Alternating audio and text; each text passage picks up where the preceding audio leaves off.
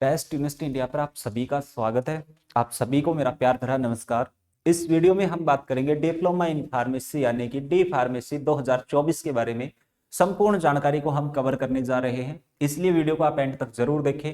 बहुत सारी जो जानकारी है वो आपको इस वीडियो के माध्यम से मिलने जा रही है। देखो, आप लोगों के मन में बहुत सारे डाउट चले हुए होते हैं कि सर डी फार्मेसी में हम एडमिशन किस प्रकार से लें। क्या एंट्रेंस एग्जाम के जरिए इसका एडमिशन होता है या फिर कहीं पर डायरेक्ट एडमिशन भी डी फार्मेसी में लिया जा सकता है। देखो, सबसे पहले तो मैं आपको एडमिशन का ये प्रोसेस बता देता हूं। बहुत सारे स्टेट ऐसे होते हैं जिसमें एंट्रेंस एग्जाम है वो कंपलसरी है। अगर आप एंट्रेंस एग्जाम देते हैं तो ही आपका जो एडमिशन है वो होता है। लेकिन बहुत सारे स्टेट ऐसे भी हैं जिनमें आपका डायरेक्ट एडमिशन हो जाएगा विदाउट एंट्रेंस एग्जाम, यानी कि वहां की संस्था के द्वारा नोटिफिकेशन निकाला जाएगा। स्टेट पीसीआई के द्वारा जो नोटिफिकेशन है वो निकाला जाएगा और उसके बाद आप डायरेक्ट उस फॉर्म को अप्लाई करेंगे और डायरेक्ट आप एडमिशन है वो वहां पर ले सकते हैं। अब आपके मन में डाउट ये आता है कि सर अगर हम डायरेक्ट एडमिशन लेते हैं और हमारा डिप्लोमा पूरा होने के बाद क्या वो वैलिड रहेगा, क्या हम उसका लाइसेंस के लिए अप्लाई कर सकते हैं। तो जी हाँ, पूरे तरीके से वो वैलिड रहेगा क्योंकि हर स्टेट के अपने अलग नियम होते हैं। अब बात ये आती है कौन कौन डी फार्मेसी कर सकता है, कौन कौन डी फार्मेसी में एडमिशन ले सकता है। तो यहां पर मैं आपको बता देना चाहता हूं, डी फार्मेसी के लिए जो क्वालिफिकेशन है, मिनिमम क्वालिफिकेशन 12th पास आपके पास होना चाहिए, यानी कि आपने इंटर किया हुआ हो और वो भी मिनिमम 50% के साथ। अगर आपके 50% से कम नंबर है तो आप डी फार्मेसी नहीं कर पाएंगे। मिनिमम क्राइटेरिया है 50% का। अब +2 किस स्ट्रीम से कर रखा हो, यानी कि आप आर्ट और कॉमर्स के स्टूडेंट हैं तो आप डी फार्मेसी नहीं कर पाएंगे। आपको पास अगर +2 में फिजिक्स केमिस्ट्री और मैथ या फिर फिजिक्स केमिस्ट्री और बायो सब्जेक्ट है तो ही आप डी फार्मेसी के लिए अप्लाई कर पाएंगे। डी फार्मेसी का कोर्स है उसको कंप्लीट कर पाएंगे। अब बात ये आती है कि डी फार्मेसी जो कोर्स है उसके कोर्स ड्यूरेशन है वो कितने ईयर का होता है। तो ये कोर्स ड्यूरेशन होता है 2 साल का। लेकिन बहुत सारे स्टूडेंट हैं जिनके डाउट आते हैं कि सर हमने +2 के बाद गैप हो गया 2-3 साल का, 5 साल का, और अब हम डी फार्मेसी है उसको करना चाहते हैं, तो क्या अब भी हम डी फार्मेसी कर सकते हैं। तो मैं एक चीज आपको बता देता हूं कि इसमें गैप कोई मायने नहीं रखता। आपका कितना भी गैप हो, आप आराम से ये कोर्स है इसको कंप्लीट कर सकते हैं। फिर बात ये आती है कि सर जो डी फार्मेसी इसकी फीस क्या रहती है। फीस की अगर बात करें तो अलग अलग संस्था की अलग अलग फीस है। अगर आप गवर्नमेंट यूनिवर्सिटी या किसी भी गवर्नमेंट इंस्टीट्यूट से इस कोर्स को कंप्लीट करेंगे तो ये फीस आपकी 60-70 हजार रुपए है। इसके लमसम रहने वाली है, वो भी अलग अलग स्टेट के ऊपर भी डिपेंड करता है। और अगर आप किसी भी प्राइवेट संस्था से करेंगे तो इसकी जो कोर्स फीस है वो आपकी 1,10,000 रुपए से लेकर 1.5 लाख रुपए तक रहने वाली है।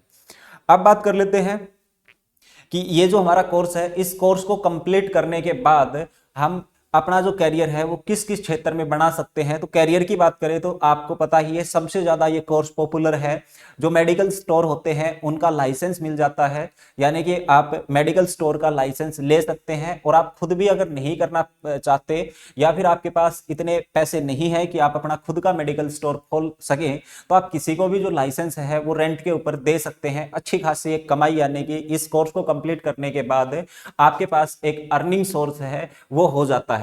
इसके अलावा आप किस क्षेत्र में अपना जो है वो कैरियर बना सकते हैं, तो बहुत सारी हमारे पास ड्रग्स की या मेडिसिन की कंपनियां हैं, वहां पर आपको अच्छी खासी जो जॉब है वो मिल जाएगी। इसके अलावा आपके जो किसी भी स्टेट से आप बिलोंग करते हैं तो उस स्टेट में समय समय पर गवर्नमेंट के द्वारा फार्मासिस्ट की जो वैकेंसी है वो आती रहती है, उसके लिए भी आप अप्लाई कर सकते हैं। और भी बड़ी बड़ी पोस्टें हैं जो डी फार्मेसी के लिए निकलती रहती हैं।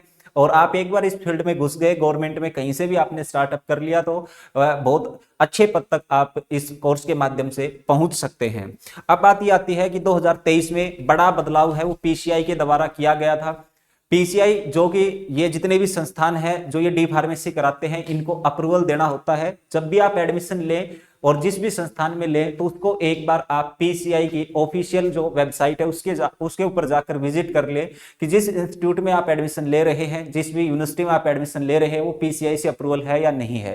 क्योंकि जो पीसीआई है वही मान्यता देता है और कोई संस्थान अगर पीसीआई के द्वारा अप्रूव्ड नहीं है तो आप अगर वहां से डी फार्मेसी कर भी लेंगे तो भी आपका वो वैलिड नहीं होगा।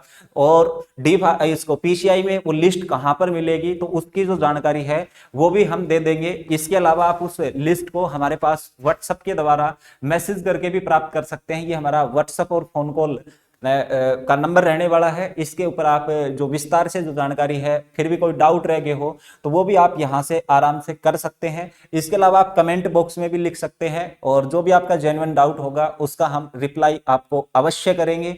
और दूसरी बात करें, आप अगर यूपी से आते हैं तो यूपी में अभी इसका डी फार्मेसी का एंट्रेंस एग्जाम का फॉर्म है वो निकला हुआ है, उसको आप भर सकते हैं। इसके अलावा आप अगर डायरेक्ट एडमिशन लेना चाहते हैं तो हमारे जो नंबर अभी आपको दिए थे हेल्पलाइन नंबर, उसके ऊपर भी आप व्हाट्सएप या फोन कॉल कर सकते हैं। इसमें आपका जो डायरेक्ट एडमिशन है वो करवा दिया जाएगा, क्योंकि हरियाणा स्टेट में जो एडमिशन है वो एंट्रेंस एग्जाम से ना होकर डायरेक्ट एडमिशन होते हैं। और ये मान के चलिए आप, जो आपकी गवर्नमेंट फीस होती है उसी फीस में जो आपका एडमिशन है उसको हम कराने की पूरी कोशिश करेंगे, जो भी हेल्प होगी वो करने का काम करेंगे। तो चलिए मिलते हैं अगली अपडेट के साथ। उम्मीद करता हूं ये वीडियो आपको अच्छी लगी होगी। अच्छी लगी है तो इसको लाइक करना, चैनल को सब्सक्राइब कर लेना। डी फार्मेसी की बहुत सारी जो भी अपडेट आएंगी या किसी भी इंस्टीट्यूट की, पीसीआई की जो भी आपकी अपडेट समय समय पर आएगी तो आपको इसी चैनल पर आपको देखने को मिलेगी। तो मिलते हैं अगली अपडेट के साथ। धन्यवाद।